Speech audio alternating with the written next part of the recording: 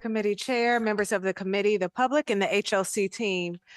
This is an item that we are advancing as we continue to take steps to redevelop another property in Bethesda. As we all know, this is an area where there needs to be and continues to be opportunity to provide additional affordable housing. The agency over the last few years has taken steps to assemble parcels adjacent to a property that we already own, Waverly House.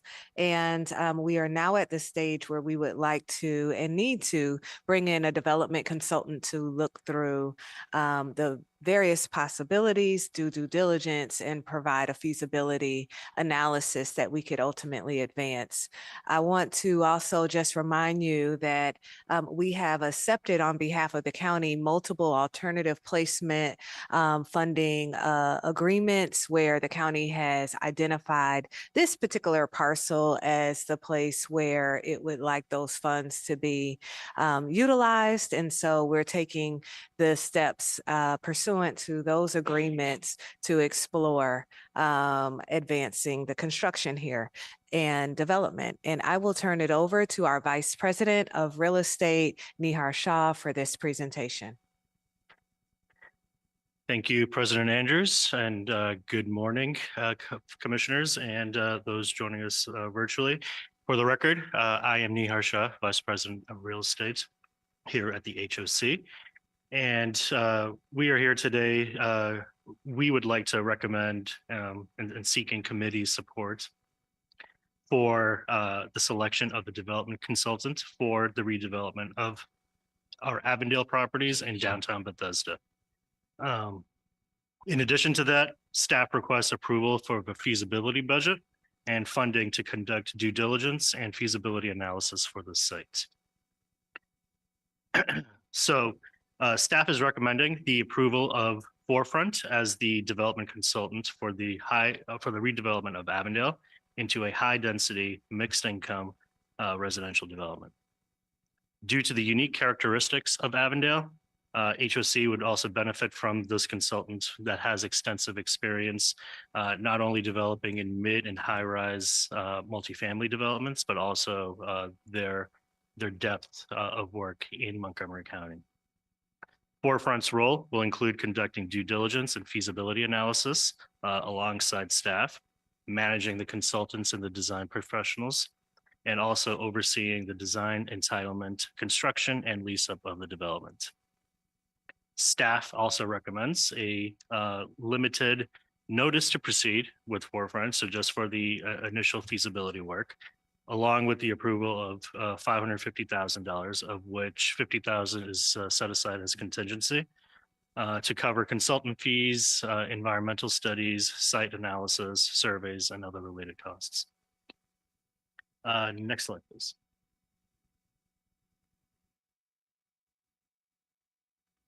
Great. So HOC acquired the Avondale properties in two distinct phases. So 4500 to 4510 that you see on the top right corner of the slide here back in 2015, and then 4512 to 4524 Avondale in 2022 through the ROFR process from the county. These properties are directly located north of our existing portfolio and property, Waverly House, which is a 157 unit senior high-rise building and is within walking distance to the Bethesda amenities and a 4-minute walk to the Bethesda Metro Rail station. The 1 acre site is currently home to 6 detached 2-story multifamily buildings consisting of about 38 units in total that were built between 1936 and 1941. We were involved in the development of the Bethesda downtown sector plan, which also included the upzoning of these properties in 2017. So for example, as you can see on the bottom left-hand side there, Waverly House, which is starred, that is 170 feet in height, and we were able to upzone the other properties to 70 feet and a CR of 1.5 FAR. as opposed to north of Avondale, where there's only it's a more residential zoning and only a 45-foot height restriction. Next slide, please. So this is the overview of the redevelopment potential within Avondale and Waverly House. As I mentioned in the previous slide, Waverly House has now the ability to add additional density. And so we would be able to increase that density on top of the 157 to another 293 more units. The existing apartments on Avondale Street themselves, we could build approximately 227 units in total once we demolish them. So it would be a net increase of 189 units. Next slide, please. This slide discusses the opportunities and the challenges to proceed with the redevelopment. We believe as staff that the opportunities far past the challenges. Most of these challenges we can overcome. But there is significant unused density currently available, not just on Waverly House, but also with the upzoning of the smaller multifamily buildings. Currently, as the concept sketches have provided, we have shared infrastructure and services. So there's only one loading dock, one curb cut into the parking. And we believe that in addition to the alternative placement credits that the president mentioned, that this is a strong candidate for 9% LIHTC deal because of its location and what the redevelopment plans are. It is also located in a difficult development area or DDA. And because of this, under LIHTC, the project can receive a 30 basis point boost or a 30% increase to the amount of credits the project is eligible to receive if located in a DDA, which Avondale is. And because of our initial programming and concept of the programming, we have the expedited entitlement process using the new pilot program that the county has offered. Some of the challenges are no different than some of the challenges that we face in urban infill locations with traffic studies and potential resistance within the community that we believe that we will be able to overcome. And then there is a downtown Bethesda is actually approaching its development cap as approved in the 2017 Bethesda downtown sector plan. However, as of today, there's still about 1.7 million square feet of additional density remaining. And so we feel that while it is a risk that that isn't necessarily a target for this development. Should we continue to entitle this and design it in accordance to the schedule. Next slide, please. So this slide discusses the procurement strategy that we had to choose Forefront.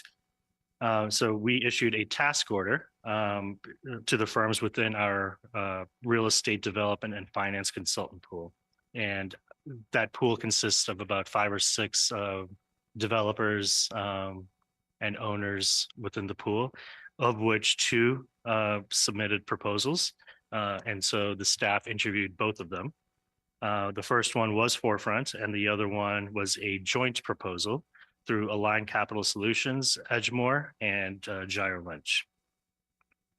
Next slide, please.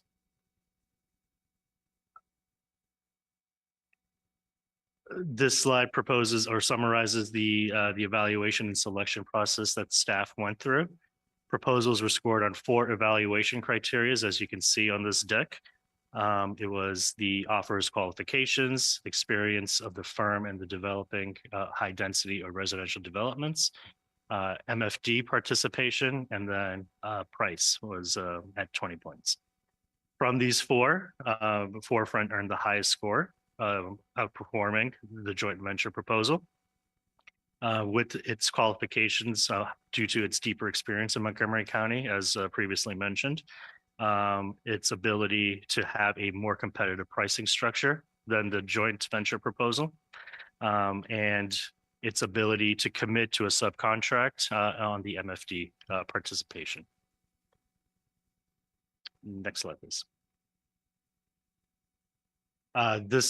This slide here shows some of the work that Forefront has done or is in the process of completing. So they have a large, as I mentioned, experience in high-rise and mid-rise. So you can see they have experience in Northern Virginia, in outside of this region, and then also in Montgomery County. And specifically to Rockville Station and in Gaithersburg Station. Next slide, please.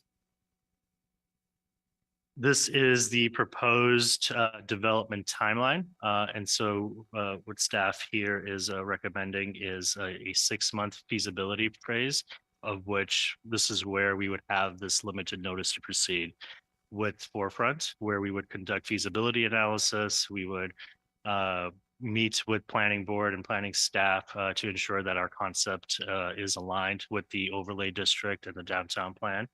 And also run all of the calculations and underwrite the model from conception all the way through lease up. And then we would then come back to the commission and to the committee for the before the start of the pre-development phase, and to talk through the development program. We envision that the construction, if as fully built out currently, would take about 30 months, and then it would take another about a year to 18 months to lease up. Next slide, please.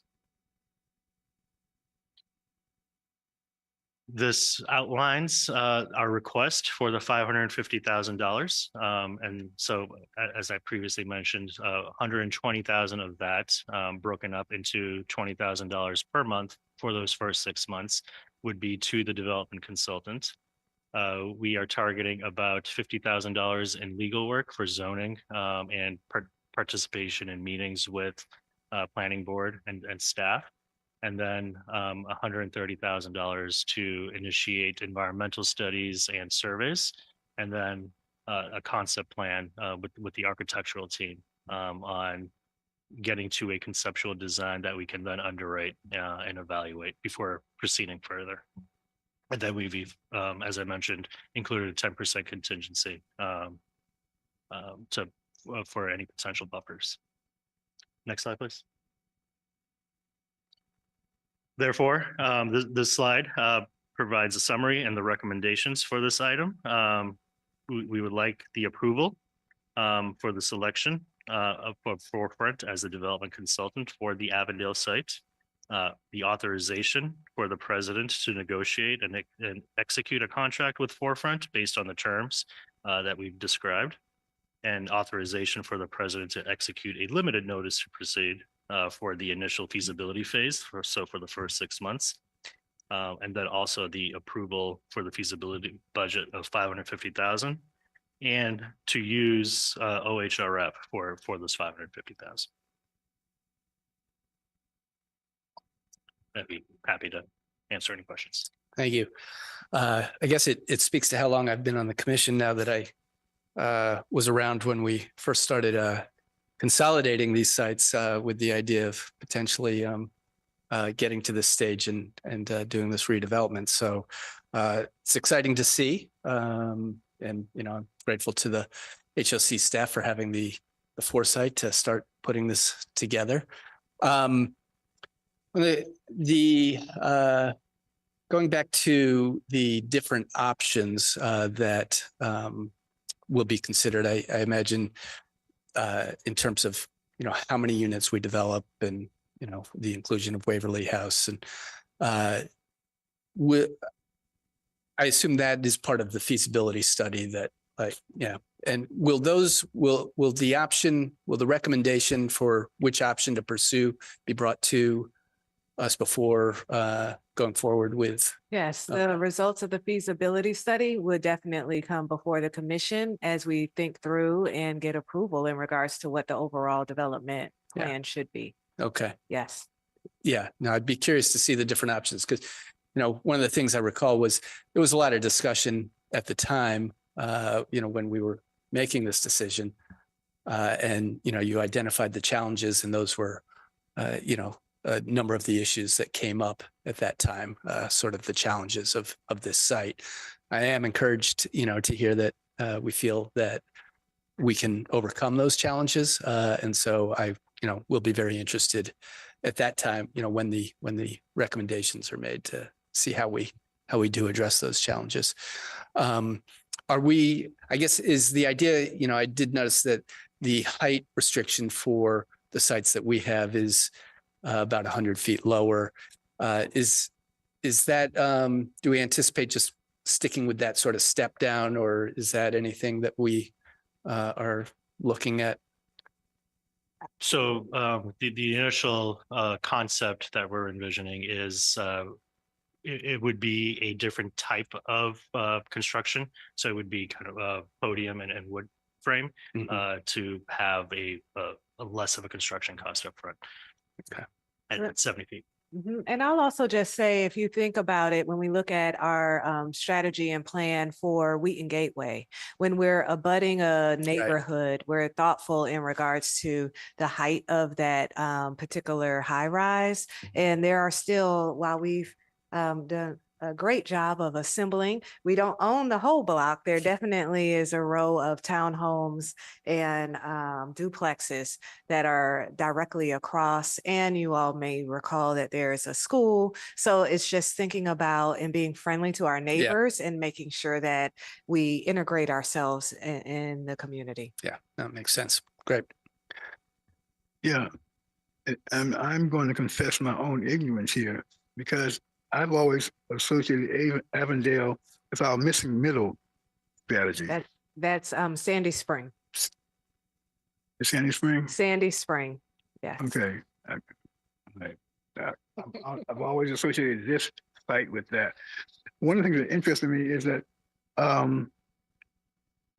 we have not always traditionally hired development consultant. Am I right or wrong? We very often do, especially when we're trying to, and we have, a pool just for this purpose. In terms of doing the initial feasibility analysis, just about every development we have, we start that way. Of course, we have a strong real estate team, but based on our pipeline and capacity, we typically do bring in a consultant to assist with the initial feasibility analysis. Okay. Well, you mentioned the fact that we were leaving density. We had a lot more density possible on this site than was maybe we would utilize. I don't know whether they provide for this here in the county, whether you can transfer density from one site to another. To add density from one site to another? Yeah. There is the possibility of transferring additional density here to maximize, but however, with the current zoning Or the other way around, I guess, is what are you implying, like transferring some of the density here somewhere else? If we're not so going to utilize it all. From our conversations with planning board and staff, because this isn't a core downtown Bethesda location, they would prefer more density in this site than some of the other areas that we're working on. Okay. And interesting to see how that plays out. And you noted that, some of the, I'm blanking on the term again now, the MPDU transfers. Alternative placement. Yeah, alternative placement. So that there's a lot of interest from the county in us doing this. So I would anticipate we would have the support of the county. Yes, and this is a site that continues to be identified in those alternative placement MOUs and designations. Yes. Do you have any additional questions? No. If not, is there a motion to support the staff's recommendation and forward this to the full commission? So move. Second, all in favor, say aye. Aye. The motion is approved. Thank you. Thank you. The next item on our agenda has to do with our Hillendale Gateway and selection of the interior design, an interior designer and furniture, fixture, and equipment procurer for our Hillendale properties there. So I will turn it over to President Andrews. Yes, thank you. And commissioners, we continue to be excited as how we're moving along Hillendale Gateway. I believe the foundation is being laid and we are currently on track. This is a request to procure Design Collective as our interior decorator here. You will note that we will not have any additional expenditure in terms of HOC needing to provide additional resource for this. It will come out of the soft cost contingency for this development budget. I will turn it over to Nihar Shah, our VP of Real Estate, for further details. Thank you, President Andrews. For the record, my name is Nihar Shah, I'm the Vice President of Real Estate. And for this presentation, staff is requesting the committee support for its recommendation to the commission related to the selection of the interior designer and the furniture, fixture, and equipment procurer, or FF&E consultant for Hillendale Gateway, and to authorize the president to negotiate and execute a contract with the recommended ID and FF&E consultants. So this is an overview of Hillendale. It's a transformative project, as you all know, that will bring 463 residential units to eastern Montgomery County, an area that has lacked significant investment since this project. And it features two distinct buildings, the age-restricted Radia, which is 155 units, specifically designed for seniors, and the Lumina, which is a 308 unit general occupancy building. The development emphasizes sustainable design, and more than half of the units will be affordable, catering to the various income levels. At the heart of this project is the belief of exceptional design and sustainability, and that plays a crucial role in reshaping the communities. HOC is committed to creating high quality and visually inspiring living spaces that not only meet the evolving needs of the future residents, but also to elevate the market standards for these underserved neighborhoods. The intention is to transform Hillendale Gateway into a dynamic, sought-after community, setting the benchmark for design excellence that will leave a lasting impression. To achieve this vision, staff is recommending the selection of Design Collective as the interior designer, along with the Furniture Solutions Group for the procurement of FF&E. They will be responsible for designing the interior spaces and managing the construction aspects related to interior design and overseeing the procurement and installation process for FF&E. The recommended contract is up to $1 million and will be funded from the project's existing budget with no additional funding required. Next slide, please. This procurement slide discusses the procurement process that staff has gone through, the scope of the services sought after, and the evaluation and selection process for this ID and FF&E consultant. To summarize all of this, it's HOC issued a RFP in accordance with our procurement policy and received a fantastic response. We received 5 separate proposals from preeminent firms in interior design: BCT Design Group, Design Collective, RD Jones, KGD Architecture, and Moya Design Partners, of which a few of these we have worked with in the past or are currently working with. Proposals were scored on 6 evaluation criteria that you can see in the bottom table here: design excellence and innovation, background and related experience, client references and testimonials, project staffing, price, and MFD participation. Next slide, please. Staff recommends the selection of Design Collective and its procurement partner Furniture Solutions Group as the ID and the FF&E consultant respectively for Hillendale. Design Collective received the highest score among all of the respondents and stood out for its proven ability to deliver high-quality design, extensive experience with similar products, and strong client references. In fact, we are working with them currently on another project of ours. In addition to Design Collective's detailed plan to elevate Hillendale Gateway's design within HOC's timeline, we were impressed with that's impressed the scoring committee, making them the ideal partner for the project's success. So there should not be any additional time extensions with making this transition to Design Collective. Next slide, please. The next two slides will provide some precedent images and some markups that Design Collective actually brought to the interview selection process.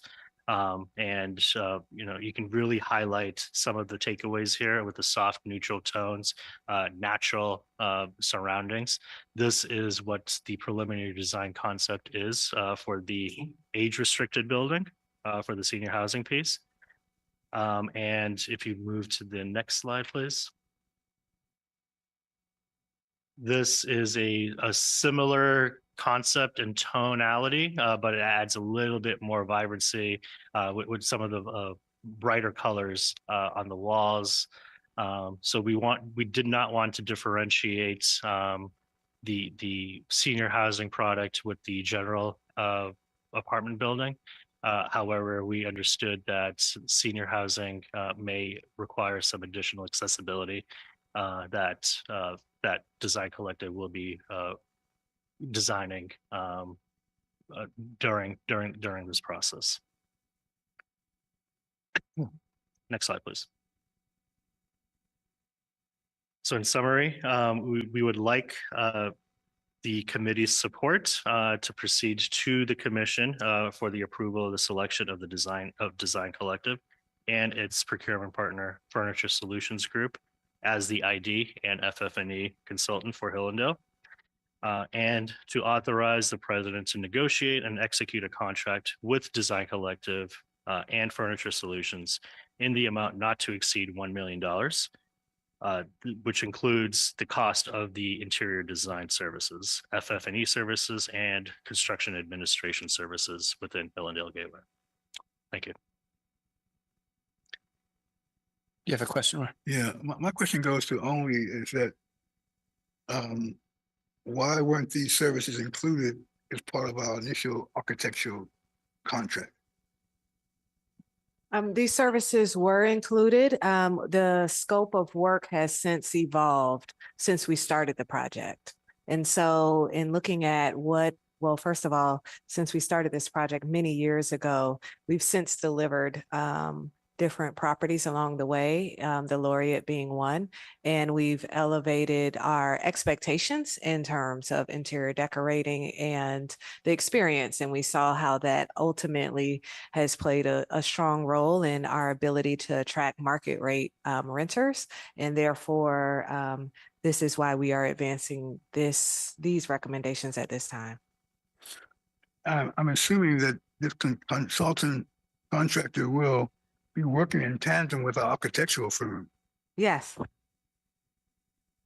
And does it, I'm just trying to understand, because to me, normally I would see this as part of the architectural contract. And I understand the increasing standard or whatever, but if these were negotiated as part of the architectural contract. Not. They're They would not- typically two different contracts. The interior decorator and FFE does work with the architect, but it's not necessary that it's a subcontract under the architectural contract. That's been always my experience.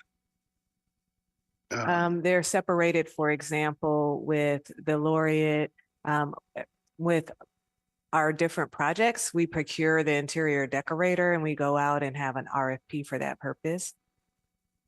They play a role, but they're not necessarily a subcontractor or hand in hand with the architect. We bring together all of the different contractors to work on the project.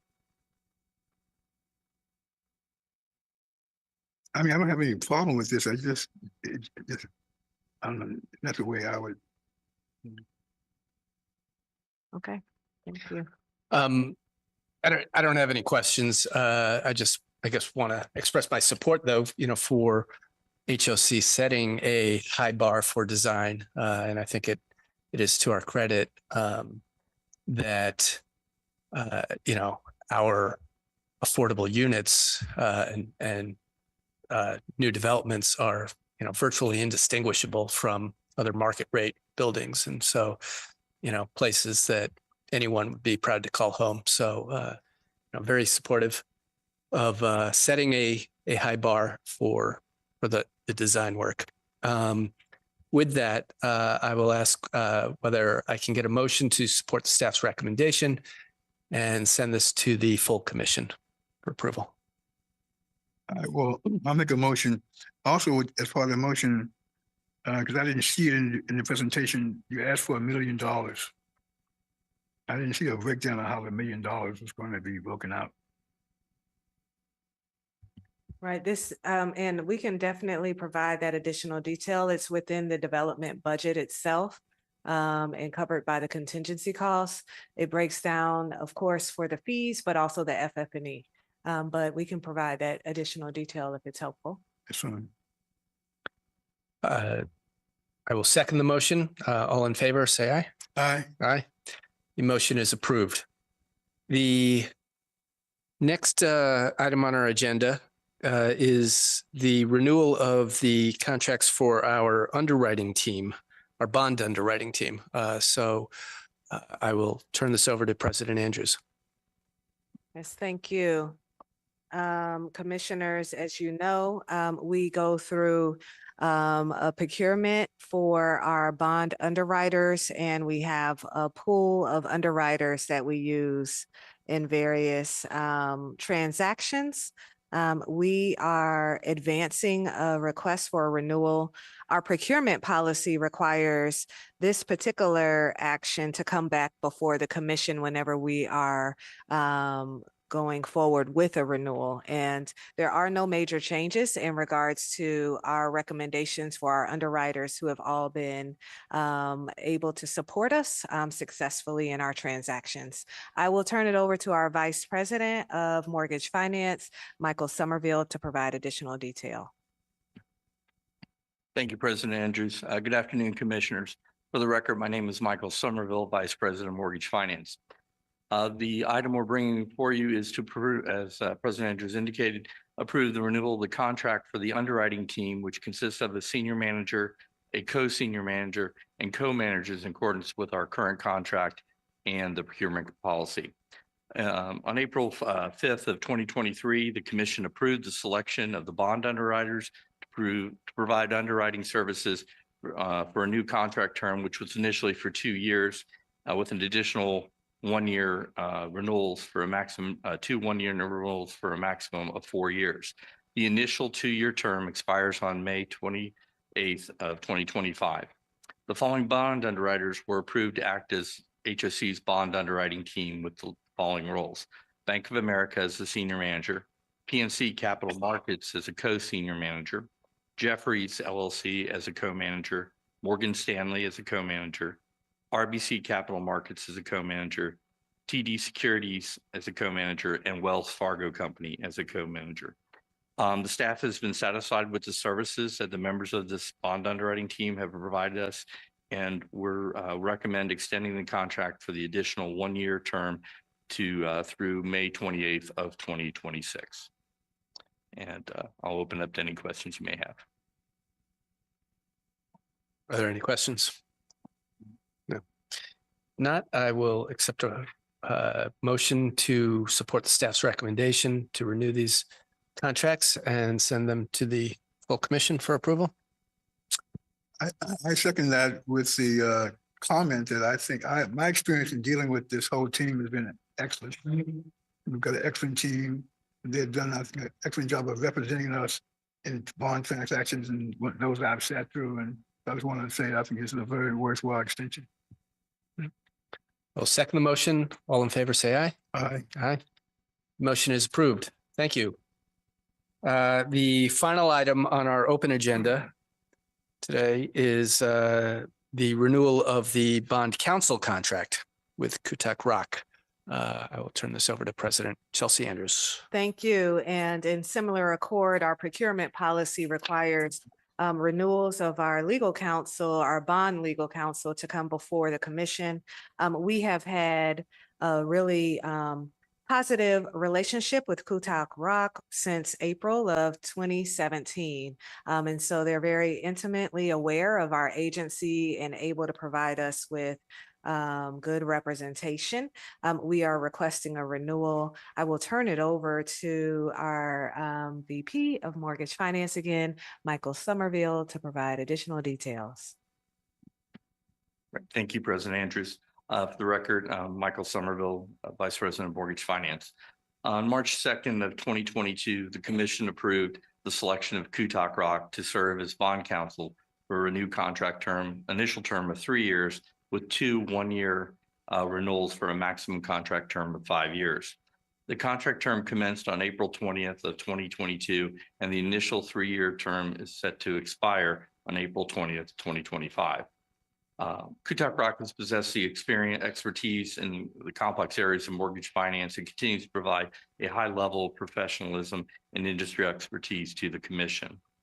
The staff is satisfied with the services provided by Kutak Rock and recommends that extending the renewal of the contract for an additional 1-year term that will expire on April 20th, 2026. Thank you. Are there any questions? Is there any reason why we've got 2 years remaining in this contract, right? Each period is a 1-year renewal. Yeah. Mhm. Yes. Okay.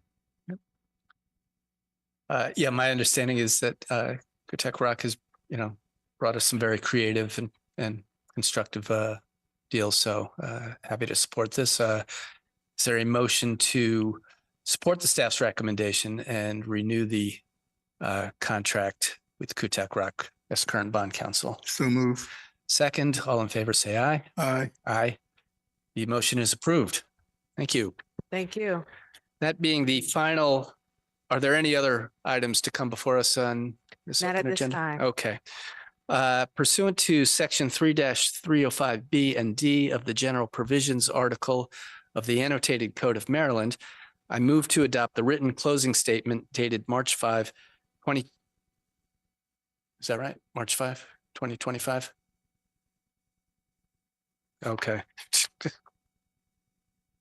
Yes, to February 28th, 2025, and to adjourn this open session to a closed session to discuss confidential commercial and financial information regarding financing at Bradley Crossing and Battery Lane. HOC must discuss this topic in closed session to protect confidential information provided to HOC from third parties. The statutory exception that allows this meeting to be closed is section 3-305B13. If a member of the public that is watching this meeting in real time on YouTube wishes to object to the closed meeting, please comment in the YouTube chat box or contact HOC's general counsel. Instructions can be found in the Open Meetings Act objection procedures, which is posted on HOC's website. Do I have a second? Second. All in favor, say aye. Aye. The motion is approved. We are now moving into closed session. Thank Thank you. you.